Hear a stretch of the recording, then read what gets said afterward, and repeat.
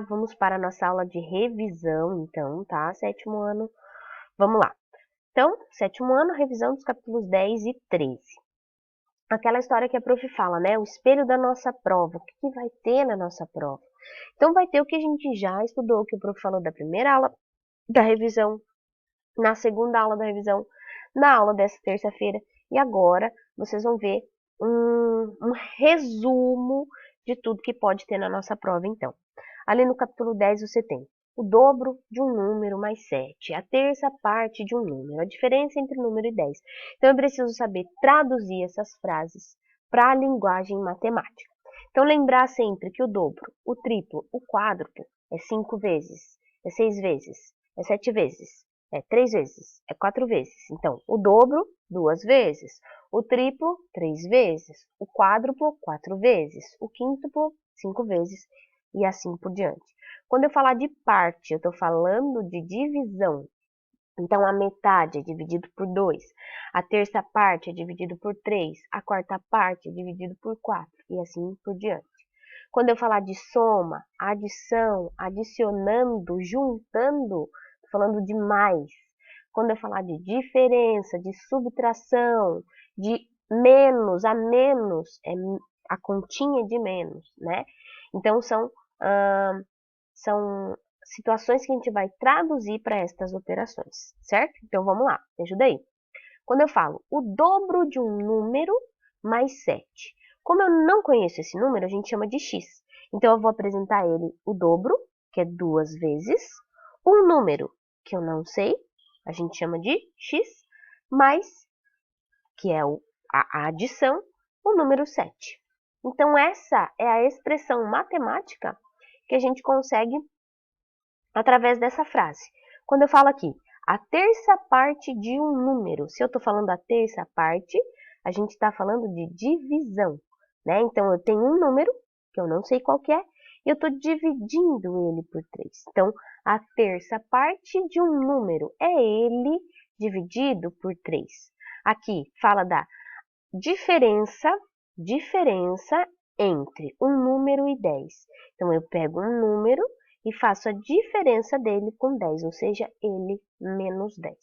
Então, esse tipo de questão, onde você tem que traduzir a frase para situação matemática, você vai encontrar na sua prova. Qual outra, prof? Essa, onde a gente tem que saber identificar dentro da expressão matemática quem que é o coeficiente e quem que é a parte literal. Lembra, coeficiente é um número junto com o sinal que está à frente dele. Parte literal, a letra junto com o expoente que está nela, tá? Então, aqui, qual é o coeficiente dessa expressão? O menos 24. Qual que é a parte literal dessa expressão? O x.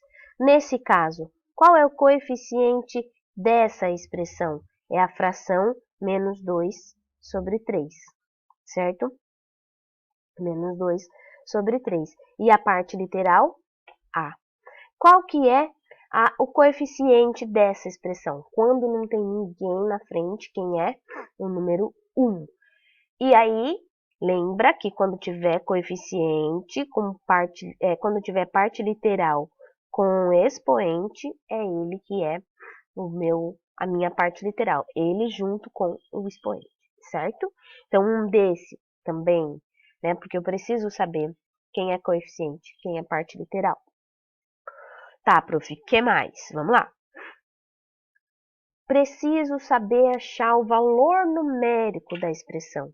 Então, eu tenho a expressão e ela está dizendo para mim, ache o valor numérico, quando o x vale 2 e o y vale menos 3. Então, o que a gente vai ter que fazer aqui? Eu tenho que substituir na minha expressão o x por 2 e o y por menos 3. Então, no primeiro termo dessa expressão, está dizendo que é 2 vezes o x. Então, é 2 vezes o 2. O segundo termo está dizendo que é 3 vezes o y. Então, é 3 vezes o menos 3. E aí eu penso, eu vou fazer primeiro as potências ou raízes. Tenho potência ou raiz? Não. Então, vou para as multiplicações e divisões. Beleza, tenho multiplicação. 2 vezes 2, 4. 3 vezes o menos 3, menos 9.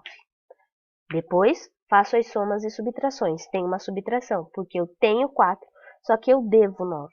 Então, eu fico devendo 5. Ou seja, o valor numérico dessa expressão 2x mais 3y, quando o x é 2 e o y é 3, o valor numérico da expressão é igual a menos 5.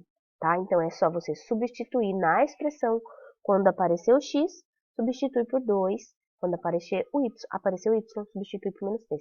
E lembra, esses valores vão variar. Às vezes eu vou falar, não, meu x vale 4 e o meu y vale menos 10. Não, o meu x vale menos 3 e o meu y vale 5.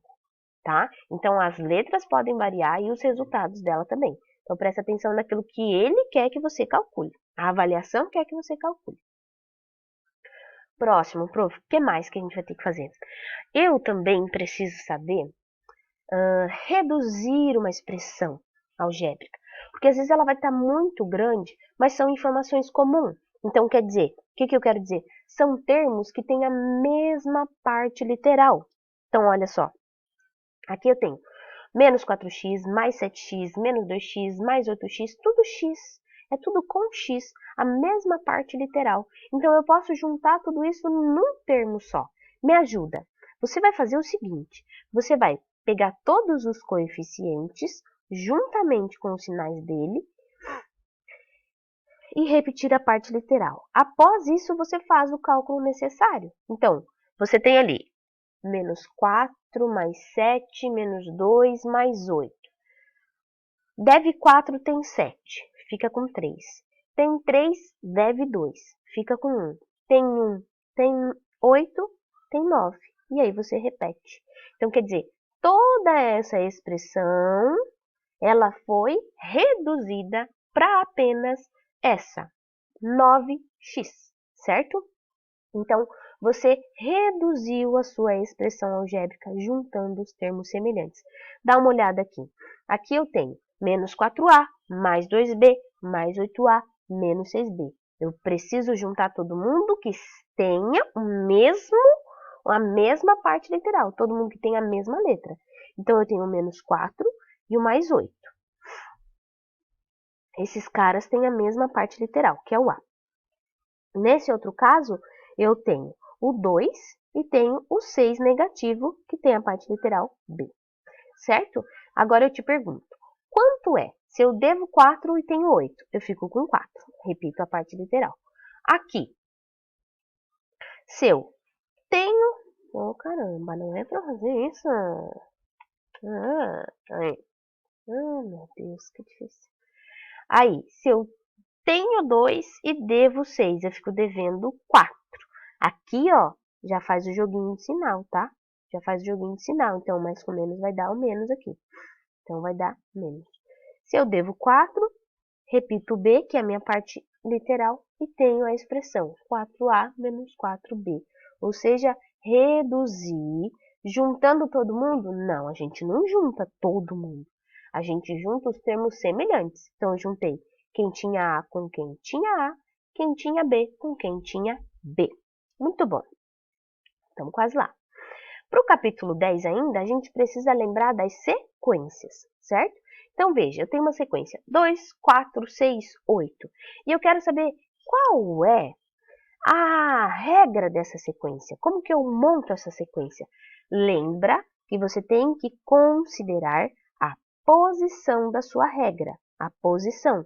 O A1 é o 2, certo? O A2 é o 4, ok? O A3 é o 6, o A4 é o 8, ou seja, ele está fazendo o quê? Com a posição. A posição, ele pega a posição 1. Aqui, eu tenho que enxergar o que ele faz com a posição 2. Aqui, eu preciso enxergar o que ele faz com a posição 3. E aqui, com a posição 4. Como assim enxergar o que ele faz com a posição, prof? Se ele multiplica essa posição por alguém, se ele soma essa posição por alguém, se ele divide para ele obter aquele resultado. Então, por exemplo, o que ele faz com o 1 para ele obter o resultado 2? Ele multiplica por 2, ele soma 1, e aí a regra que você achar que ele está fazendo, ele tem que fazer para todas as outras posições. Então, vamos pensar. Eu acho que para o 1 virar 2, ele está somando 1. É verdade, 1 mais 1 dá o 2. Só que para o 2 virar 4, ele está somando 1? Não. Então, já não é a regra, porque tem que valer para todo mundo. Eu acho que ele está multiplicando a posição 1 por 2. Tudo bem, 1 vezes 2 dá 2. Vamos ver se funciona para essa? Se eu multiplico a posição por 2, dá o 4? Dá. Vamos ver se funciona para essa? Se eu multiplico a posição por 2, dá o 6? Dá. Se eu multiplico a posição por 2, boa, olha lá. Se eu multiplicar 1 por 2, dá o 2. Se eu multiplicar 2 por 2, dá o 2. Se eu multiplicar 3 por 2, dá o 6. Se eu multiplicar 4 por 2, dá o 8. Ou seja, qual é o termo geral? Qual é o termo geral dessa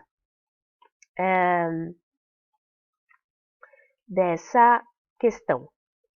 Ele pega a posição que você está e multiplica por 2, né?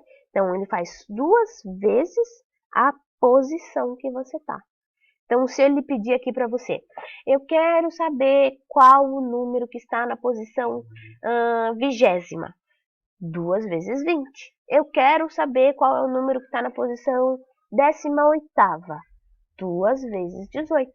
Você daí não precisa construir toda a sequência até o 18, até o 20, para você saber, tá? Então, é só você achar a lógica da sequência. Vamos ver essa outra sequência aqui. Vamos pegar essa outra sequência e vamos pensar. Pera aqui. Olha lá, eu tenho do finalzinho do capítulo 10 isso aqui, né? A parte de sequências. Olha só, nesse caso o A1 é o 4, nesse caso o A2 é o 7, nesse caso o A3 é o 10 e nesse caso o A4 é o 13. Então, vamos lá. Quem que é? Posição mais quem? Então, posição, eu já sei, vou fazer para você. Vezes 2 mais 1. Veja se dá certo. 1 vezes 2. 2. 2 mais 1, 3, não é? Então, é vezes 3. 1 vezes 3. 3. 3 mais 1, 4. Deu certo. Vamos ver. 2 vezes 3 mais 1. 2 vezes 3, 6. 6 mais 1, 7. Deu certo. Vamos ver. 2 vezes 5. 2. 3 vezes 3, mais 1. 3 vezes 3, 9. Mais 1, 10. Opa, deu certo. Vamos ver. 4 vezes 3, 12. Mais 1, 13. Ou seja, quem é o AM? O AM é a posição vezes 3, então 3 vezes N, mais 1. Né? Então, ele pega a posição, multiplica por 3 e acrescenta 1. Ó, posição 1 vezes 3, 3, mais 1, 4. Posição 2 vezes 3, 6, mais 1, 7. E assim sucessivamente.